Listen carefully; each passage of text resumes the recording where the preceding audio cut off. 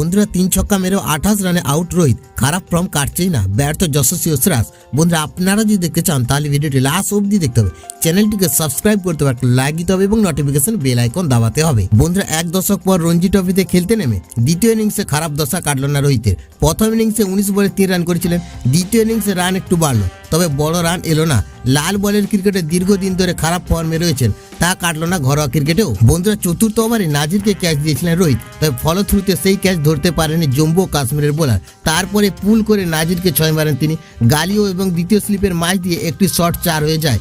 পরের বলে অফসাইড দিয়ে আরও একটি 4 মারেন। বন্ধুরা 1 রানের মাথায় ক্যাচ ফেলার পর দ্রুত 11 বলে 21 রান তুলে ফেলে রোহিত। ঠিক যখন মনে হচ্ছিল পুরো ফর্মে ফিরেছে, তখনই আউট হলেন রোহিত শর্মা। 28 রানের বেশি করতে পারলেন না, তবে কয়েকটি বল শট খেলতে গিয়েও মিস করেন। দ্বিতীয় দিনের উইকেটে কোনো স্যাঁতস্যাঁতে ভাব নেই, তাই জম্মু কাশ্মীরের বোলারদের বেশ পরিশ্রম করতে হচ্ছিল। তবে জুদবীরের বলে 1 হাতে ক্যাচ নেন আবিদ মুস্তাক। বন্ধুরা রোহিতের থেকে একটু বেশি সময় ক্রিজে ছিলেন যশস্বী, তবে 51 বলে 26 রানের বেশি করতে পারেননি তিনি। যশস্বীকেও তুলে নেন জুদবীর, শ্রেয়াস 17 রান করেছেন।